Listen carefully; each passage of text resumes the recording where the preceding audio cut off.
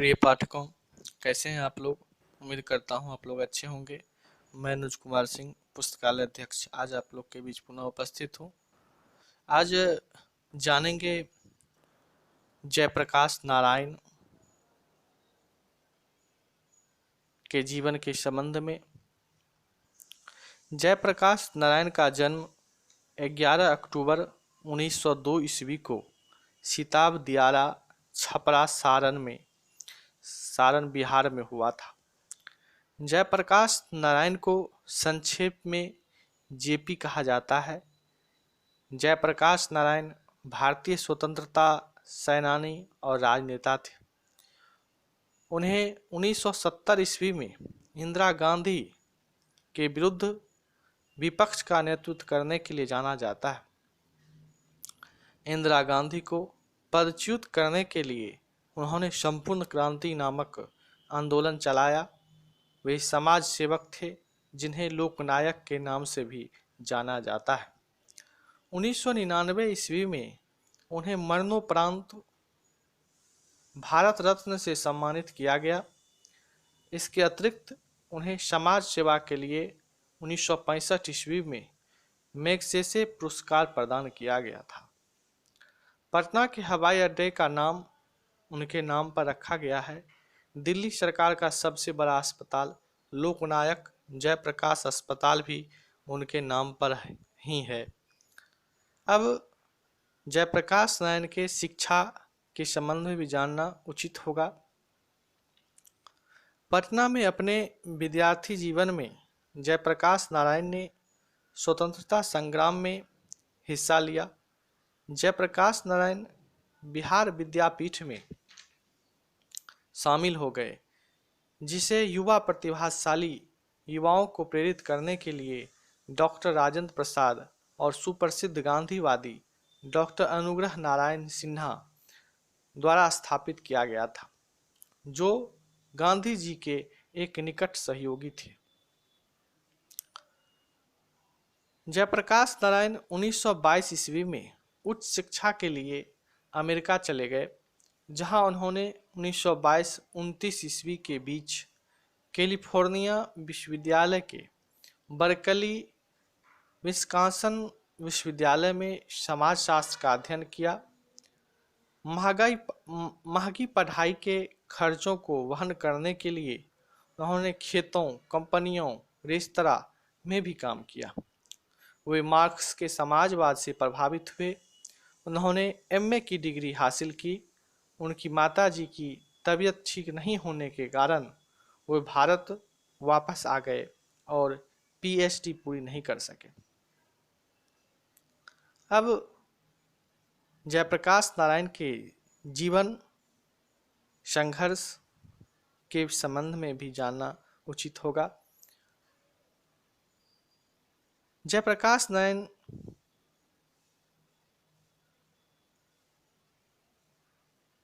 बिहार के प्रसिद्ध गांधीवादी ब्रजकिशोर प्रसाद की पुत्री प्रभावती के साथ अक्टूबर 1920 में विवाह हुआ।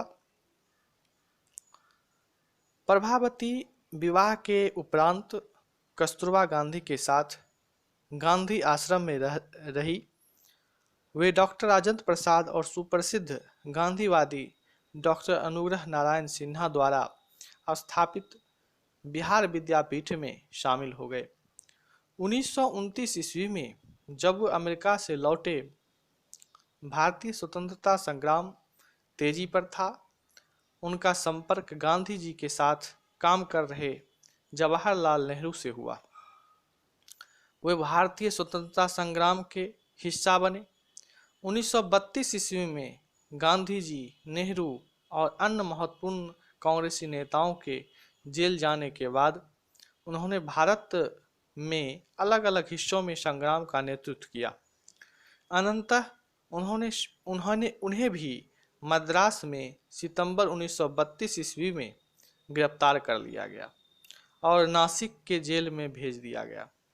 यहाँ उनकी मुलाकात मीनू मसानी, अच्युत पटवर्धन, एनसी गोरे, अशोक मेहता आदि लोगों से हुई।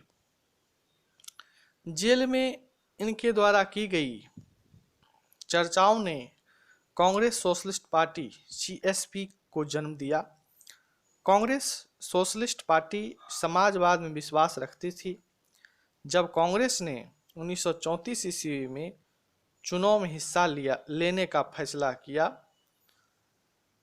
तो जयप्रकाश नारायण जेपी और कांग्रेस सोशलिस्ट पार्टी ने इसका विरोध किया। 1939 ईस्वी में उन्होंने द्वितीय विश्व युद्ध के दौरान अंग्रेज सरकार के खिलाफ लोक आंदोलन का नेतृत्व किया। उन्होंने सरकार को किराया और राजस्व रोकने के अभियान चलाए।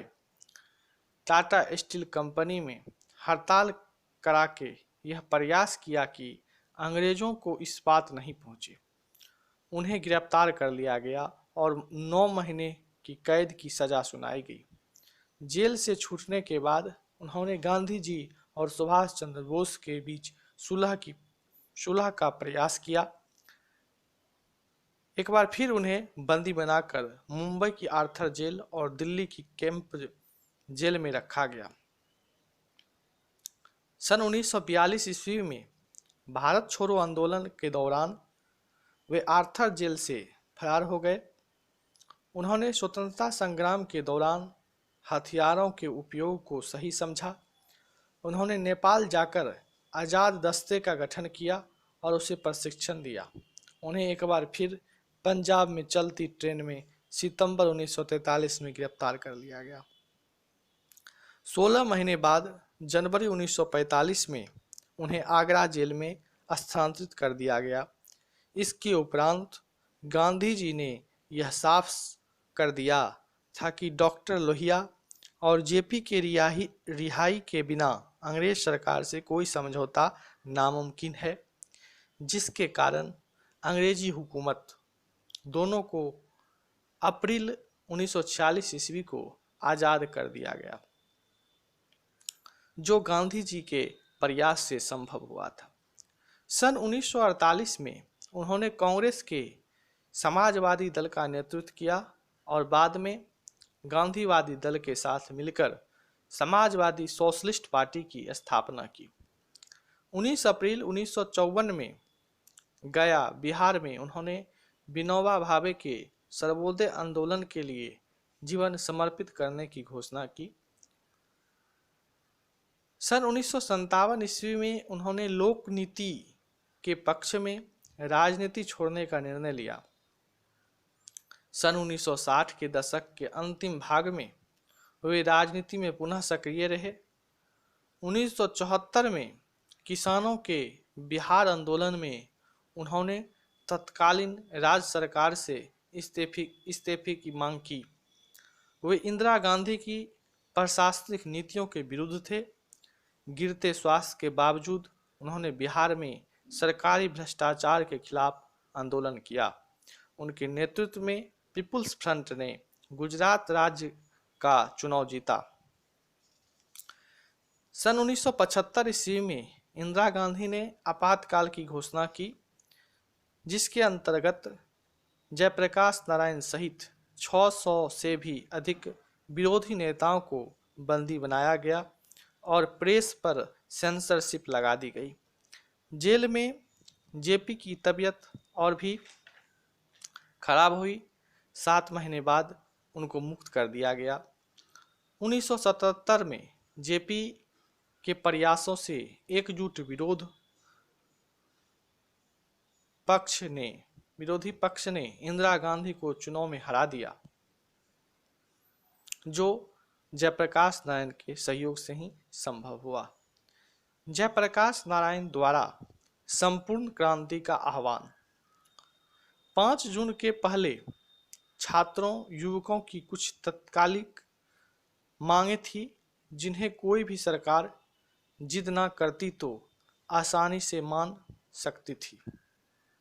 लेकिन 5 जून को जयप्रकाश नारायण ने घोषणा की कि भ्रष्टाचार मिटाना, बेरोजगारी दूर करना, शिक्षा में क्रांति लाना आदि ऐसी चीज़ें हैं जो आज की व्यवस्था से पूरी नहीं हो सकती, क्योंकि वे इस व्यवस्था की ही उपज है। वे तभी पूरी हो सकती है जब संपूर्ण व्यवस्था ही बदल दी जाए, और संपूर्ण व्यवस्था के परिवर्तन के लिए संपूर्ण क्रांति आवश्यक है। संपूर्ण क्रांति के आह्वान उन्होंने श्रीमती इंदिरा गांधी की सत्ता को उखाड़ फेंकने के लिए किया था। लोकनायक जयप्रकाश नारायण ने कहा कि संपूर्ण क्रांति में 7 क्रांतियां शामिल हैं: राजनीतिक, आर्थिक, सामाजिक, सांस्कृतिक, बौद्धिक, शैक्षणिक और अत्याधिक क्रांति। इन 7 क्रांतियों को मिलाकर संपूर्ण क्रांति होती है। संपूर्ण क्रांति की तपिश इतनी भयानक थी कि केंद्र में कांग्रेस को सत्ता से हाथ धोना पड़ गया था। जयप्रकाश नारायण, जिनकी हुंकार पर नौजवानों का जत्था सड़कों पर निकल पड़ता था, बिहार से उठी संपूर्ण क्रांति की चिंगारी देश के कोने कोने में आग बनकर भड़क उठी थी। जेपी के नाम से मशहूर जयप्रकाश नारायण घर घर में क्रांति का पर्याय बन चुके थे। लालमुनि चौबे, लालू प्रसाद, नीतीश कुमार, रामविलास पासवान या फिर सुशील मोदी, आज के सारे नेता उसी छात्र संघर्ष वाहिनी का हिस्सा थे। जयप्रकाश नारायण का निधन उनके निवास स्थान पटना में 8 अक्टूबर 1979 ईस्वी को हृदय की बीमारी और मधुमेह के कारण हो गया। उनके सम्मान में तत्कालीन प्रधानमंत्री चौधरी चरण सिंह ने 7 दिन के राष्ट्रीय शोक की घोषणा की थी। उनके सम्मान में कई हजार लोग उनकी शोक यात्रा में शामिल हुए, जो उनकी लोकप्रियता को दर्शाता है। धन्यवाद।